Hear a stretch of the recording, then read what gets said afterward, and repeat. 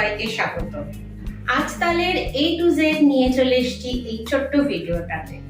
কি করে কম পরিশ্রমে তাল ছাড়াবে, কিভাবে কম পরিশ্রমে তালের পাল্প বার করবে, তালের পাল্প যদি তেতো হয় সেটা তিতকুটে ভাব কিভাবে তাড়াবে, এবং তালের বড়ার সঠিক পরিমাণ যাতে তালের বড়া হবে ভেতরটা তুলতুলে বাইরেটা মুচমুচে।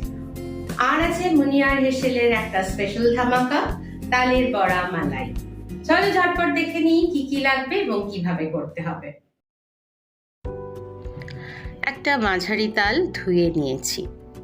এবার এটাকে এইভাবে মেঝের উপর একটু আস্তে আস্তে ট্যাপ করব। চতুর্দিকটা ট্যাপ করে নিলে ভেতরটা বেশ নরম হয়ে যায়। এইভাবে হাতের সাহায্যে মাথার এই অংশটাও খুলে ফেলবো, একটু আস্তে করে টানলেই খুলে যায়।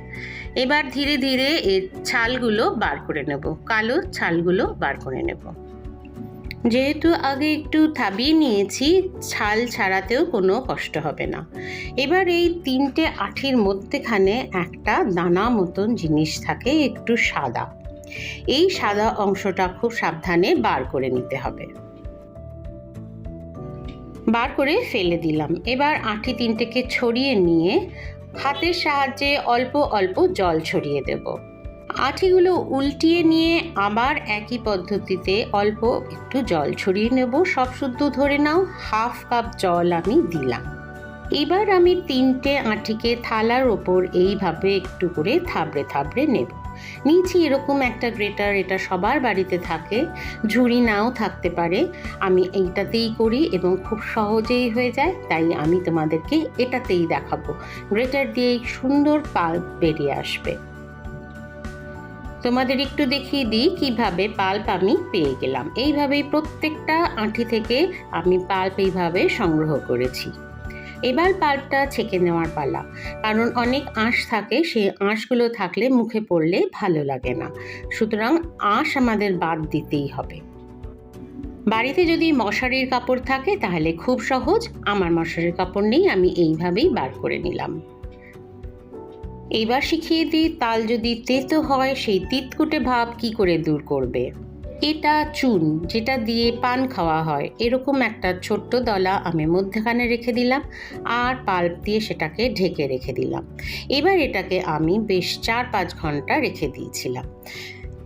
ফ্রিজে রেখেছিলাম এতক্ষণ, যথেষ্ট গরম, তাই বার করে নিলাম। দেখো চুনের দলাটা কত বড় হয়ে গেছে। আমার 2 কাপ পাল্প হয়েছে, তাই জন্য নিলাম হাফ কাপ সুজি, হাফ কাপ আটা, হাফ কাপ চিনি আর আধখানা কোরানো নারকেল। সব দিয়ে এবার সুন্দর করে মাখবো। নতুনদের কাছে অনুরোধ, ভালো লাগলে অবশ্যই সাবস্ক্রাইব করে নিও। সব উপকরণগুলো সুন্দরভাবে মিশে যেতে হবে, চিনিও গলে যেতে হবে। চিনি পুরো না গললে একটু রেখে দেব, ওটা একটু রেস্টে থাক। ততক্ষণ আমি মালাইটা রেডি করে নিই। এই মালাইটা আমি আগেই ঘন করে নিয়েছিলাম, দিয়ে দিলাম বাতাসা। বাতাসাটুকু গলে গেলেই আমার মালাই রেডি হয়ে যাবে। দুধটা লো ফ্লেমে বসিয়ে আলতো করে হাত নাড়লে চাড়লেই এইভাবে মালাই হয়ে যায়। বড়া ভাজার জন্য পর্যাপ্ত পরিমাণে সানফ্লাওয়ার অয়েল নিয়ে নিলাম। এবার গোলাটা নিয়ে হাতের মধ্যে নিয়ে এইভাবে গোল গোল করে বড়া ছাড়ার চেষ্টা করতে হবে। অল্প অল্প পরিমাণে ছাড়বে, কারণ বড়া কিন্তু ভেজে ফুলে বড় হয়ে যাবে। এইভাবে যতক্ষণ না একটা গাঢ় বাদামি রং হবে ততক্ষণ পর্যন্ত বড়াগুলো ভাজতে হবে। কোথাও যেন কাঁচা না থাকে, চতুর্দিক ঘুরিয়ে ঘুরিয়ে ভালো করে ভাজতে হবে।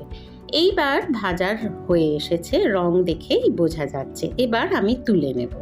সমস্ত পাল্প দিয়ে বড়াগুলো আমি ভেজে নিয়েছি, সবটা তোমাদের দেখালাম না। দেখো আমাদের বড়া ভাজা রেডি। এবার মুনিয়ার হেসেলের চমক, ঈষৎ উষ্ণ গরম বড়ার উপরে ছড়িয়ে দাও ঈষৎ উষ্ণ গরম মালাই। রেডি তাল বড়া মালাই। কিন্তু আমি খুব যত্ন করে কিছু করি না, রান্নার ফাঁকে বসিয়ে রাখি সিমে, ওটা আপন মনে হতে থাকে, মাঝে মধ্যে নেড়ে দিই। তলায় যাতে না লেগে যায়। এইভাবেই করো, কোনো আলাদা করে মালাই নিয়ে মাথা ব্যথা করতে হবে না, রান্না করতে করতে করে ফেলো। আজ আমার চ্যানেলে যারা নতুন আসলে তাদের স্বাগত। ভালো লাগলে অবশ্যই সাবস্ক্রাইব করে নিও। ভালো খাও, ভালো থাকো।